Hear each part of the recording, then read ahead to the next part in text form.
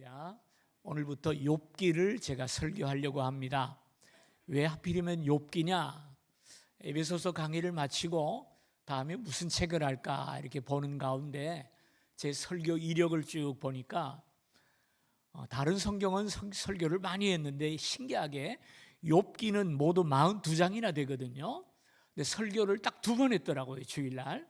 그래서 이거 내가 너무 편식을 했구나 생각이 들어서 앞으로 남은 몇 달 동안, 몇 달이 될지 모르겠습니다만은요, 욥기를 함께 좀 나누면서 은혜를 받으려고 합니다. 왜 욥기를 하려고 하느냐? 첫째 이유는 너무 안 해서고요. 두 번째 이유는 지금 우리나라가 굉장히 어려운 가운데 있어요. 정말 힘든 가운데 나라가 진행되고 있고, 그로 인해서 제일 고통받는 것이 우리 성도들의 또 일반 서민의 고난을 참 우리가 기억하지 않을 수가 없어요. 이처럼 어려울 때 어떻게 살아갈 것인가, 우리가 이런 고난을 당하는 이유가 무엇이며 고난 중에 우리 성도는 어떤 태도로 살아가야 하는가 하는 것을 함께 배우기 위해서 욥기를 제가 선택을 했습니다. 오늘은 그 첫째 시간으로 욥기의 서론이 되겠습니다. 제일 먼저 말씀드리고 싶은 것은 욥이 누구인가 하는 거예요. 욥기에 대해서 이야기도 많이 듣고 성경도 많이 읽었는데 욥이 누군지에 대해서 우리가 잘 모릅니다. 많은 사람들이 욥의 이야기가 너무나 동화 같은 이야기이기 때문에 욥은 실제 인물이 아닐 것이다. 아마도 욥은 신화의 이런 이야기 속의 이야기가 아닐까, 그런 이야기들을 많이 합니다. 그러나 성경은 분명히 욥이 실제로 이 땅에 살았던 인물이라고 말씀을 하죠. 본문의 내용이 그러하고요. 에스겔서 14장 14절에 보면 하나님께서 이 이스라엘의 멸망을 예고하시면서 이런 말씀을 하세요. 비록 노아, 다니엘, 욥이 그 가운데 있을지라도 나는 그 성을 멸하겠다라는 말씀을 하세요. 여기 보면은 역대 의인들 가운데 3사람을 꼽을 때 노아와 다니엘과 욥을 꼽고 있어요. 그것을 볼 때 욥은 분명히 살아서 일하던 사람이었다라는 것을 보게 되고요. 야고보서 5장 11절에 보면 너희가 욥의 인내를 들었고 주께서 주신 결말을 보았거니와, 욥의 인내를 구체적인 사실로 인정하면서 본문을 쓰는 것을 보게 되죠. 그래서 성경 스스로가 욥이 실제적인 인물이었다라는 것을 우리에게 알려주고 있어요. 자, 그러면 욥은 어느 시대 사람일까? 역사서가 다 끝나고 시서가 시작될 때 욥이 나오기 때문에 아마 이스라엘 역사의 후대 사람이 아닐까 생각하기 쉬운데요, 그렇지 않습니다. 욥을 보게 되면은 어느 시대 사람인지 분명히 나타나 있지는 않습니다. 그러나 욥기의 내용을 보게 되면 시대를 짐작할 수가 있는데요, 욥이 보면은 나중에 세 친구와 대화를 계속 많이 나누거든요. 그 대화가 거의 한 40장 돼요. 근데 그 대화 속에서 한 번도 율법이 언급되지를 않아요. 구약의 사람들이 말을 할 때 율법을 항상 인용을 합니다. 근데 욥기를 보면 이 구약의 율법을 인용을 하지 않아요. 그것으로 볼 때 아마 욥은 구약의 율법이 생기기 전 시대 사람이 아닐까, 다시 말해서 적어도 모세보다는 앞선 사람이다라는 것을 우리가 짐작할 수 있고요. 두 번째로 욥이 42장에 가서 보면은 고난을 받은 후에도 140년을 더 살았다라는 말씀을 하고 계세요. 그러니까 고난 받을 때가 한 5, 60대라 생각을 하면 그 이후에 140년을 더 살았으니까 근 200년 가까이 살았거든요. 200년 사는 사람은 없죠. 지금 우리는 많이 살면 100년을 삽니다. 이 수명이 언제 이렇게 짧아졌느냐? 노아 홍수 이전 시대의 사람들은 600년, 800년, 900년을 살았어요. 그러나 노아 홍수 이후에 수명이 급격하게 줄어듭니다. 그러다가 아브라함 시대, 아브라함의 나이가 175세 죽었거든요. 그 시대에는 170에서 200세까지 연령 수명이 떨어지는 것을 보게 되거든요. 그래서 욥이 200년까지 산 것을 볼 때 적어도 아브라함과 동시대 사람이거나 그 이전 사람이 아닐까 그렇게 우리가 짐작을 합니다. 그럼 욥은 어디에 살았느냐? 오늘 1장에 나오죠. 동방 우스 땅에라고 나옵니다. 이 동방의 우스 땅은 아라비아의 도시입니다. 그렇기 때문에 이 욥은 유대인이 아닙니다. 왜? 아브라함의 자손이 아니에요. 아브라함 시대에 살았던 사람이고 우스라고 하는 이방 땅에 살았던 사람이에요. 근데 놀라운 것은 그 이방 땅에 살면서 아브라함과 똑같이 그는 우스 땅에서 하나님을 경외하며 믿음으로 살았더라라는 사실이에요. 그는 아브라함의 자손이 아닙니다. 유대인이 아닙니다. 이 사실이 유대인들의 자존심을 좀 상하게 합니다. 유대인이 아는데도 경건한 사람이 있었다, 잘 납득을 못해요. 그러나 우리가 기억할 것은요, 하나님의 은혜는 나라와 종족을 벗어나서 만민에게 미치는 은혜인 줄로 믿으시면 아멘 하십시다. 하나님의 구원은 유대인에게 국한된 게 아니에요. 교회 안에만 국한된 게 아니에요. 온 땅에 하나님 은혜가 임한다라는 사실을 욥을 통해서 우리가 발견하게 되는 것입니다. 두 번째로 욥은 어떤 사람인가라는 거예요. 오늘 본문을 보니까 2절에 그런 말씀하세요. 그에게 아들 7과 딸 3이 태어나리나 그의 소유물은 양이 7,000마리요 낙타가 3,000마리요 소가 500결이요 암나귀가 500마리며 종도 많이 있었으니 이 사람은 동방 사람 중에 가장 훌륭한 자라. 보면은 욥은 굉장히 다복하고 부유한 사람이었어요. 자식이 10명이나 됐고요. 그의 소유는 양이 7,000, 낙타가 3,000, 소가 500, 나귀가 500마리, 거기다가 그들을 돌보는 양, 종도 수많이 있었다라고 말을 하죠. 거기다 하나 더 붙어요. 이 사람은 동방 사람 중에 가장 훌륭한 자라. 이것을 볼 때 욥은 대단한 재력가이자 그 당시 그 지역 사회에서 권력자가 아니었을까 우리가 생각을 할 수 있죠. 그런데 이런 재산과 권력을 뒤로하고 욥은 하나님 앞에서 경건한 사람이라 그랬어요. 1절을 다시 한번 볼게요. 우스 땅에 욥이라 이름하는 사람이 있었는데 그 사람은 온전하고 정직하여 하나님을 경외하며 악에서 떠난 자더라라고 말씀을 합니다. 사람이 물질이 많고 권력을 가지고 있으면 삐딱한 길로 갈 수가 있어요.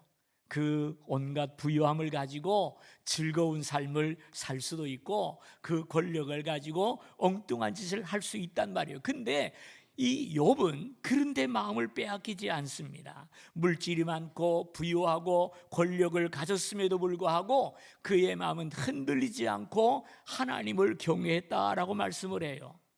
욥기 31장 24절에 이런 말씀이 있는데요. 내가 언제 금으로 내 소망을 삼고 정금대로 너는 내 의뢰하는 바라 하였던가. 언제 재물의 풍부함과 손으로 얻은 것이 많음으로 기뻐하였던가. 욥은 적어도 재산 때문에 마음이 흔들리거나 물질을 소망 삼고 산 사람이 아니라는 거예요.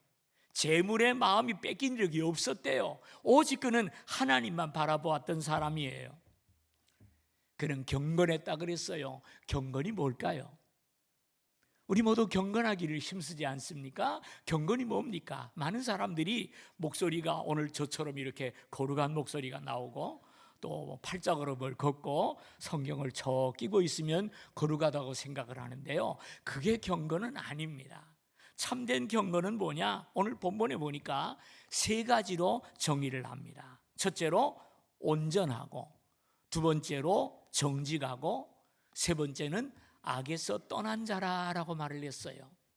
하나님을 경외하는 사람은 어떤 사람이냐? 첫째로 온전하다 그랬어요. 온전하다라는 말은 올바르다라는 말도 되는데요. 오늘 본문에 나오는 단어는 외식과 반대되는 말입니다. 다시 말해서 진실하다라는 말입니다. 욥은 하나님 앞에서 외식하지 않았대요. 눈가림함으로 예배를 드리지 않았대요. 욥은 전심을 당해서 하나님을 예배했어요. 하나님 앞에 감추는 것이 없었고 하나님 앞에 언제나 정직하고 온전하게 믿음 생활을 했다는 겁니다. 그리고 한 걸음 더 나가서 그는 정직했다. 온전함이 하나님과의 관계라면 정직함은 이웃과의 관계입니다. 하나님 앞에 온전한 사람은 사람을 대할 때도 바르게 행한 것이고요, 그 의로움을 나타낼 수밖에 없겠죠. 그 다음에 세 번째 거는 악에서 떠난 자라 그랬어요. 여러분, 경외라는 말은요, 두려워한다라는 말입니다. 하나님을 경외한다라는 말은 하나님을 두려워한다라는 말이에요. 근데 그 두려움이라는 것은 막연한 무서움과 공포를 이야기하는 것이 아니에요. 거기서 두려워한다라는 말은 하나님을 하나님 되게 살아가는 것을 말을 합니다. 하나님께 합당한 예배를 드리고 하나님께 걸맞는 삶을 살며 순종하는 삶을 살아가는 것이 진정한 하나님을 경외하는 거예요. 그래서 하나님을 경외하는 사람은 악에서 떠날 수밖에 없죠. 하나님을 두려워할 줄을 모르니까 범죄의 길로 들어가는 겁니다. 하나님이 살아계시고 나와 함께 하신다는 사실을 아는 사람은 절대로 악을 향해서 나아갈 수 없는 겁니다. 그래서 욥은 온전하고 정직하고 악에서 떠난 경건한 삶을 살았다는 것이죠. 여기서 우리가 기억할 것은 경건함과 재산과의 관계입니다. 많은 사람들이 욥기를 보면서 그런 생각을 해요. 욥이 하나님 앞에 온전하고 의롭고 정직하고 악에서 떠난 삶을 살았더니 하나님이 이런 복을 주셨다. 거기다가 고난을 와도 그 고난을 믿음으로 잘 이겼더니 갑절의 복을 주셨다. 이런 말씀을 많이 하세요. 그러나 잘 기억할 것은요, 욥시기는 하나님의 복이 주제가 아니라는 말입니다. 만약에 하나님 욥이 받은 복을 가지고 욥기를 설교하려면은 두 가지 문제가 생기는데, 첫째는 그렇게 온전한 사람에게 왜 고난이 왔느냐라고 물어볼 때 대답할 말이 없어요. 두 번째로, 그러면 복받지 못한 사람은 다 하나님을 경외하지 않는 사람이냐?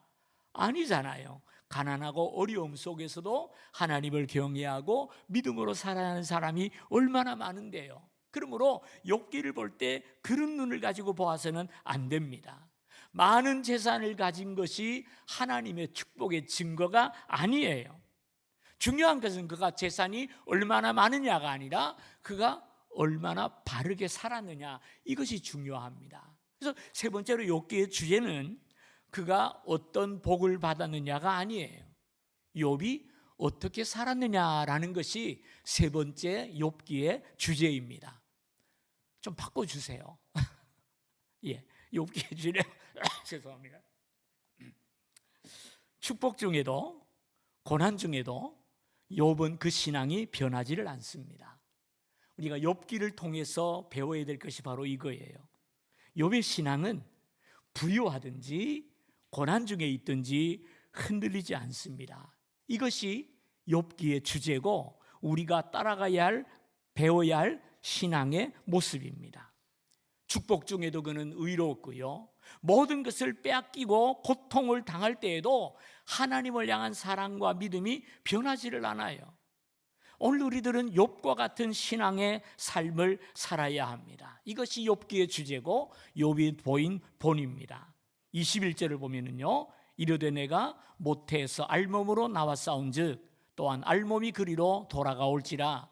주신 이도 여호와시요 거두신 이도 여호와시오니 여호와 이름이 찬송을 받으실지니라 하고, 이 모든 일에 욥이 범죄하지 아니하고 하나님을 향하여 원망하지 아니하니라.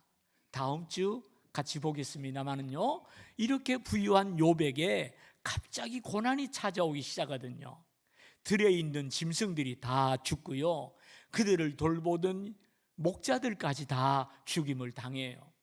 거기다가 자기 몸에는 온통 악창이 나가지고 기왓장으로 긁어도 시원하지 않을 만큼 온몸이 병들어요. 그런 상황을 본 욥의 아내가 하는 말이, 당신이 왜 그런 고난을 당해야 되느냐, 하나님을 욕하고 죽어라, 그러고 얘기를 해요. 그리고 도망을 가버립니다. 홀로 고통 중에 남게 돼요. 그 속에서 욥이 무슨 고백을 합니까? 나는 모태에서 벌거벗고 나왔으니 돌아가는 것도 벌거벗고 가는 것이 맞지 않느냐. 주신 분도 여호와시고 거두어 가시는 분도 여호와시오니 여호와 이름이 찬송을 받으실지어다고 하나님을 찬양하고요, 입술로 하나님을 원망하거나 범죄하지 않았다라고 말을 하죠. 욥의 신앙은 그 어떤 상황에도 변하지를 않아요. 물질의 축복으로 욥의 신앙을 평가하면 안 된다라는 말이에요.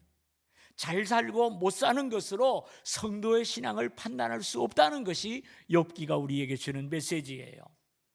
네 번째로, 우리는 욥에게서 배울 것이 무엇인가? 욥기 전체를 통하면 너무 많지만 오늘 본문을 통해서 욥에게서 배울 것 하나를 좀 생각하십시다. 그것은 욥의 예배자로서의 삶입니다. 욥은요, 스스로 나 혼자 경건하고 나 혼자 믿음의 생활을 잘한 것이 아니라 자신의 자녀들까지 믿음으로 양육하고 돌봄을 부었다고 말씀을 합니다.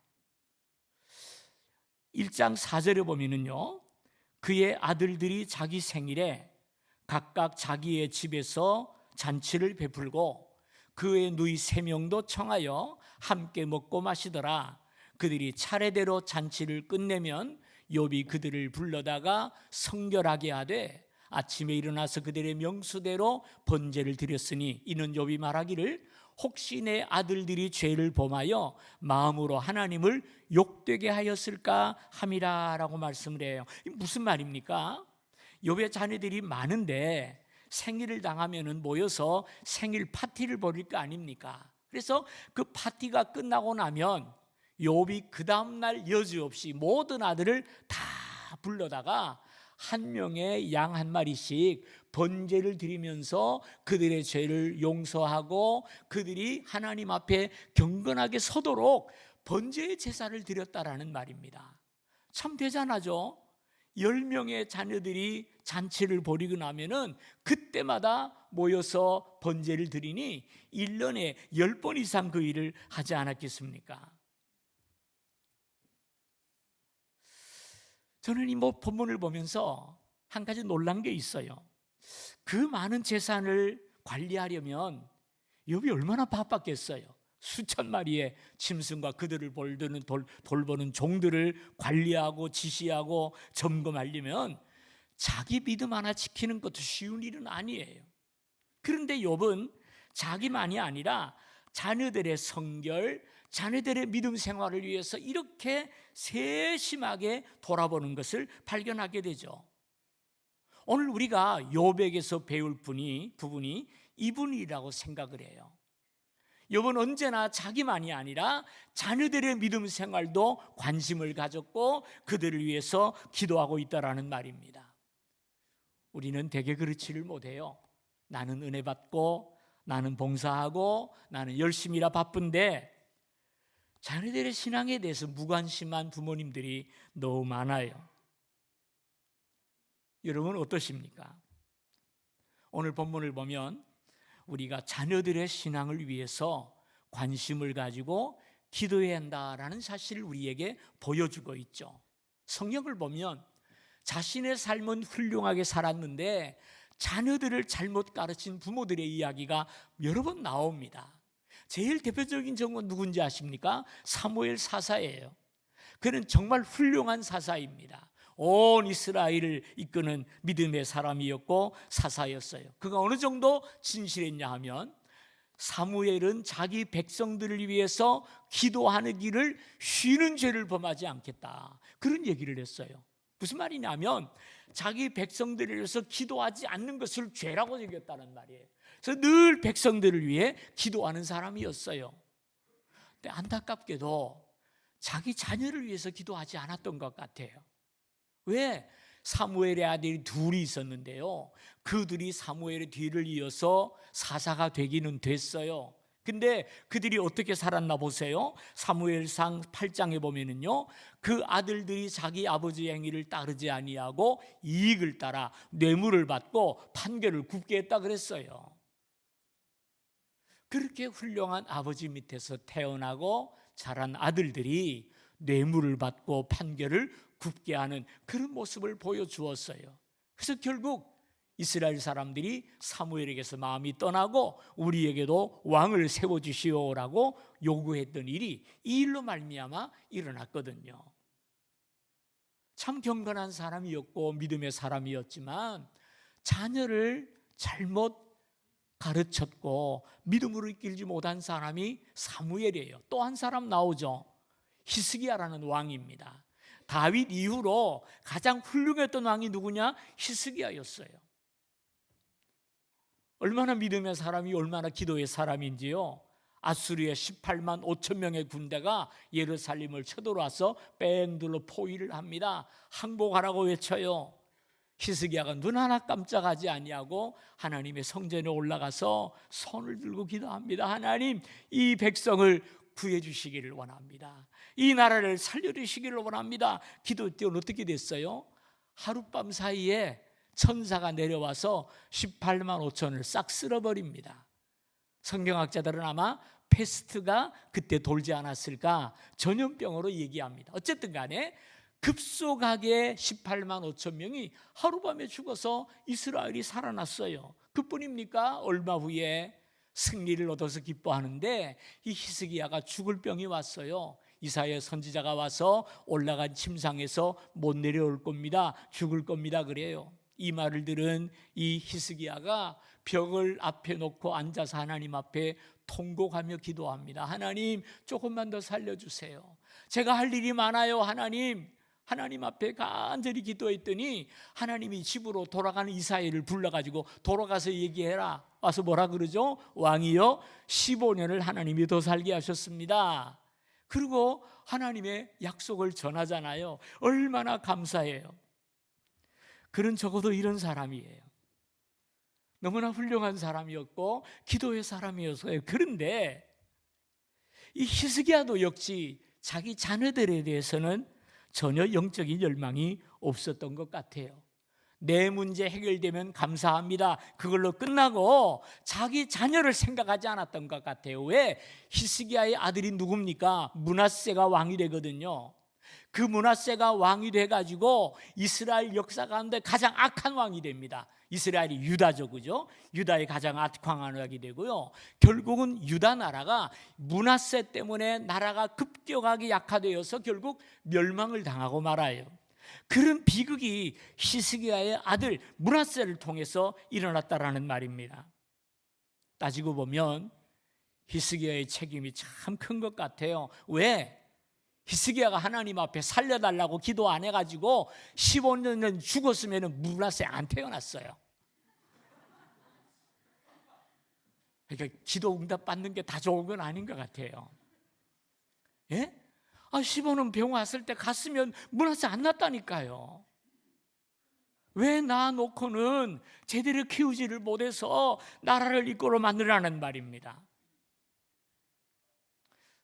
나는 그래도 므낫세처럼 그런 아들은 없습니다 라고 말할지 모르겠습니다. 그럼 하나님만이 아시겠죠? 신앙의 부모가 되어서 지금 내 당대에 잘 사는 것만 눈이 팔려서 내 아들의 신앙을 돌아보지 않는다면 우리는 다 사무엘이고 히스기야가 되지 않겠단 말이에요. 나의 자녀들 속에서 므낫세가 나오지 말라는 법이 있겠습니까? 그래서 우리는 우리 자녀들과 가정의 경건 생활을 위해서 기도하고 애를 써야 되는 거예요. 내 자녀들이 믿음으로 살고 있는지 늘 살피고 그들 붙들고 기도해야 돼요. 그래서 내 가정을 믿음의 가정으로 만드는데 제일 좋은 방법이 뭔지 압니까? 가정예배를 드리는 거예요. 가정예배. 저는요, 어릴 때부터 저희 아버님이 장로님이고 어머님이 권사님이라 가지고 매일 가정예배를 드렸어요. 매일 저녁마다. 얼마나 지겹고 얼마나 힘들는지 몰라요. 정말이에요.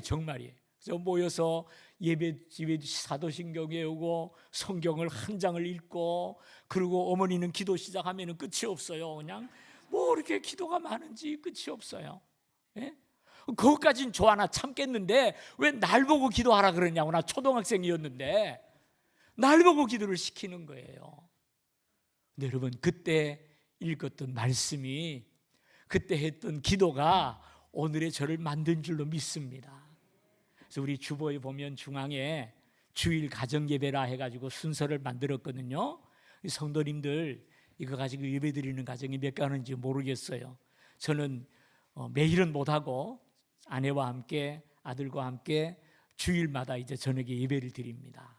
그전에는 총회 공간을 가지고 했더니 너무 어렵고 복잡해가지고 안 되겠더라고요. 그래서 새해부터는 폼을 바꿨어요. 바꿔서 매일 성경에 나오는 것을 가지고 하는데, 지난주에 보니까 너무너무 좋아요. 너무 좋아요. 우리 성도님 오늘부터 가정예배를 한번 드려보십시다.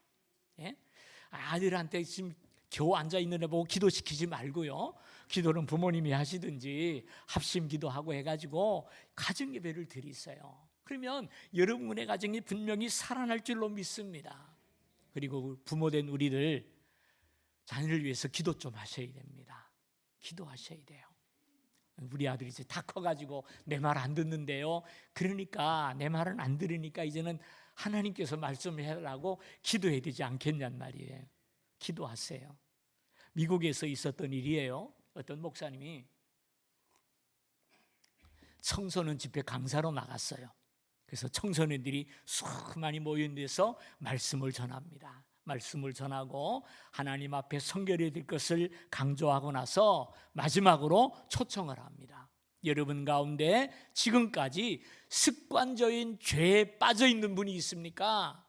그름을 있다면 이 시간에 회개하는 마음으로 앞으로 나오기를 바랍니다. 술이나 마약이나 담배나 습관적인 죄에 빠져 있는 분들은 다 나오세요. 그랬더니 많은 청소년들이 앞으로 나와서 무릎 꿇고 앉았어요. 그래서 이렇게 보는데 꼬맹이 한 6살 밖에 안 난 꼬맹이가 와서 앉아 있어요. 얘가 뭘 잘못 듣고 왔나 보다. 그래서 다시 한번 이야기를 합니다. 여러분 가운데서 습관적인 죄라는 것은 술이나 담배나 마약이나 어떤 도박이나 이런 것들을 얘기합니다. 그런데 안 가고 계속 앉아 있는 거예요.